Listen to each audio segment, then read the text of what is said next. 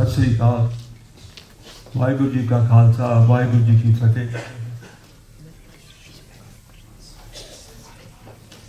Honorable Minister Jenny Selesa, Paramjit Parmar, Honorable Judge and Member of Board, distinguished guests, ladies and gentlemen.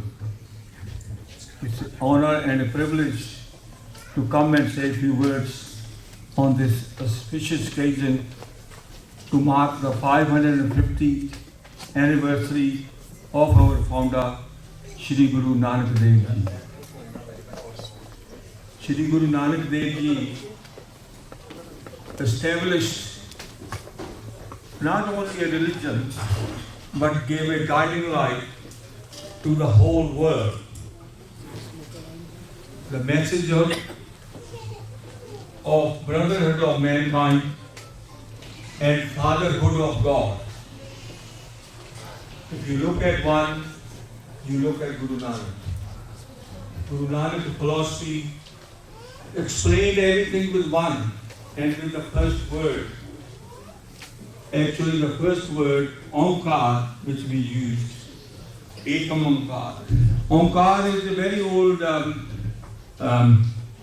word, and it was in the Sanatana Dharma, and there are many ways of to call God's name, but he chose for the Sikhs, this is the one you got to believe it. Because when this word was created, this word was uttered, and with that utterance, the whole universe started. And it's still growing at a faster rate than the light. So the universe is still expanding at very fast rate. So India had 4 religions: Sanatan, Jaini, Buddhist, and Sikhs. So the same way you had four religions in the West, we had 4 religions in the East. So Sikhism is the latest religion in India which came out and was the need of the hour to explain to people how to live together harmoniously. This is a continuous process, because as we can see in our own little lives, the life we live, which is nothing compared to the universe, how many changes we have to make, how many adjustments we have to make in our own relationships, in our own dealing with people, with our own doing things and doing the way of we do business. So Guru Sahib, in those years, when even going out of home was dangerous, he traveled the world. He's so struck what he did, because even when we were growing up earlier in the earlier ages, and people used to cry when they used to leave to go somewhere, and they didn't know they were going to come back or not. So it used to take months and months, only 100-200 years ago, they had to come to this far-fetched country. New Zealand was considered too far away, too isolated. And that's the very isolation which had happened over the years, had attracted today the world towards New Zealand. So Guru Nanak Dev Ji's philosophy, there are only 2 knowledges in the world. One is of God, and the second is of 5 elements of God. So there is only 2 knowledges. So Guru Nanak Ji concentrated on both of them. He didn't only concentrate on religion, but he explained to people, look, this is what it's all about. If you look at further analyzing it, your body and your soul. So you got a body, human mind, soul, and a God. So these are the 4 elements we are looking at in a person. So first of all, the body, he said, doesn't belong to you. You are not a body. You are not the doer or not the doing as well. But soul is permanent. It just witnesses everything. It doesn't take side. And it doesn't do anything. So all our soul always stays free. It's the mind which is playing up on you. So nobody's soul does anything. Soul has been, the philosophy I'm talking about is not mine, it's from Guru Granth Sahib. And I'm not going to speak in Punjabi to justify what I'm saying, but all this philosophy is coming from there. So what we believe in, that the soul came from the solar system. So everything which we see here today is came when the sun was spread up. And everything came through to this world through the stone. So the stone, that's why you see a lot of the religions, a lot of the people, they love stone. Because when you go back right to the beginning, which is millions and millions of years ago, you will find everything came in one hit and came to this earth in the form of a stone. And from there, the evolution which we see today, all this world we see today, that's where it evolved from. So now, what we differentiate, because a lot of people spend a lot of time on looking after their bodies. They should, because without body you can't work your mind anyway. It's useless. But Guru said, when you want to look at a person, look at his mind. Because body we can hide, we can pretend, we can tell lies, or we can say things just to please people. But mind doesn't lie. And the mind, when God decides things, He looks at what you think. He doesn't look at what you do. He only thinks at one thing. What this guy is thinking. And we as a society, we look at what this person is doing.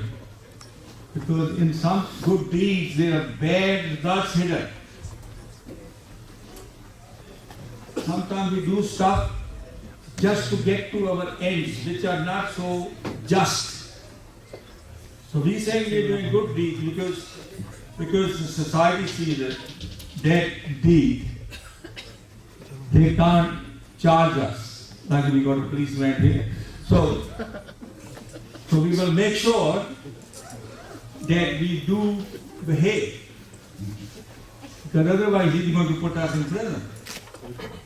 But they are, we call it our language, dush. Dush means this guy qualified in all 10 evils. Four of them we do by tongue, 3 we do by mind, and 3 we do physically do that. I haven't got time to go through it, but it's good subject to enhance on. But that's why we call a person dush. Dush means he qualifies in all 10 evils. And so Guru Sahib has explained all this in the whole Gurbani we see. And there are many problems in life. Every day you're getting problems. Every day it changes, because the world is changing and it will change. And it should change, because the way we are living today, we won't be able to live in 10, 20, 30, 40 years, because we haven't lived life. If you go back in history, we are not living the same.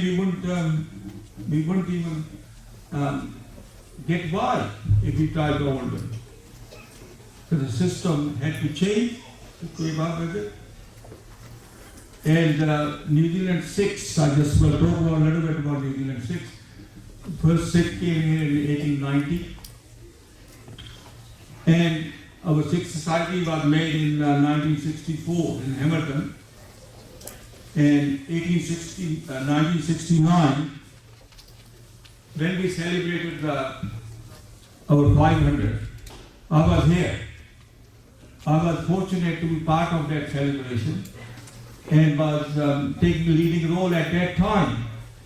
In celebration happened in Papatoetoe, in Bombay Hill Hall. So for the record, I'll put that down today because they're recording. So that happened in Bombay Hill Hall in 1969. And I can remember most of those people who were leaders at that time. I had the fortunate, because those were the people who came here in 1920s and they were still alive. And that's the people I learned from. That's the people I worked with. Those are the people, never mind about doing something wrong. They couldn't even think about it. If you were even thinking wrong, which I came back to the first philosophy, you couldn't do that. In New Zealand society at that time, those people were very hardworking, had very little education. All our forefathers didn't have much education. But they were so good and they done so well, most of them, by the time the 60s came, they owned farms and good businesses at that time. And that's where we got our foundation stone, foundation laid by those people because they helped us. And the result of those people, although they were only about 500 people right through New Zealand, but they are the people who still providing 80% of migration here in New Zealand. And all this population you're seeing here, I would say 80% of that still belong to those early pioneers, families. So they have grown. My own family has grown considerably. I was the only one in 1969 here. So there are people sitting here who will have been a witness to that. So we were all, we were fortunate, but I think Jan Singh just came at that time in 1976, he was about 7 years later than that. But in Pukikoi we had only got 4 families. So whereas in Pukikoi you go now, you will see Punjabi everywhere, which is good news. And it's a credit to this young generation which has come in today. They have gone into wide variety of businesses. They are doing a lot of good and social work. Even see the talent sitting here today singing hymns. I can remember when we had to marry somebody, we didn't have a qualified priest here who could do it. Even my own marriage was done half wrong.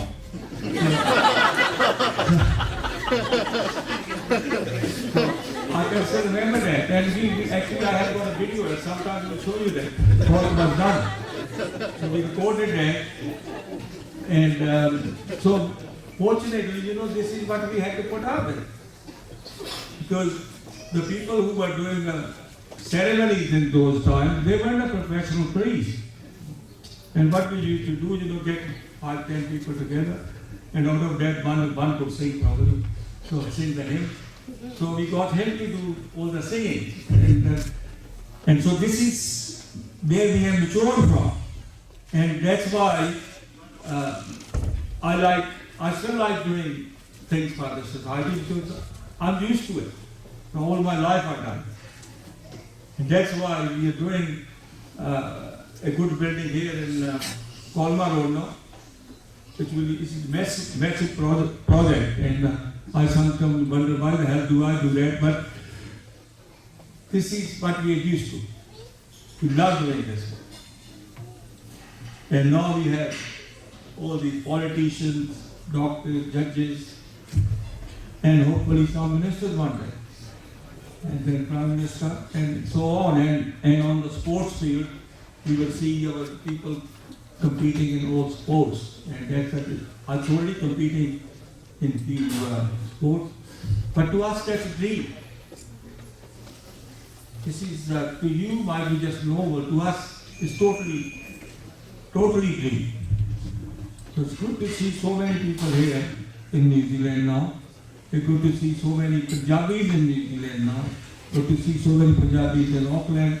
I think even Gurdwara, if I say there's 20, I would be wrong. I don't know how many Gurdwaras are in Auckland. So that's how tell you the truth, because I don't know how many Gurdwaras are in New Zealand. And, but they're all doing very good social, cultural and religious service to the people of Auckland and New Zealand. And that's where your values are grown from. Because if you haven't got values, you won't go too far. Let me tell you that quite clearly, there are no shortcuts. Develop your values, like Guru Nanak said, make your character stronger, make your character honest and hardworking, and give everything else, everything you got to this society, which is welcoming all of us. So we got to give back, and by giving, you take a lot back. Just like planting in the field, you just put small grain, and how many grains you get back. And that's how in life you work. And I thank you for giving me this opportunity. I thank Mr. Bedi giving such a wonderful introduction, so I don't deserve that. And thank you all for helping me and the society and everyone. And look forward to working with you for the rest of our life. And I thank you again. Sat Sri Akal. Vaheguru Ji Ka Khalsa. Vaheguru Ji.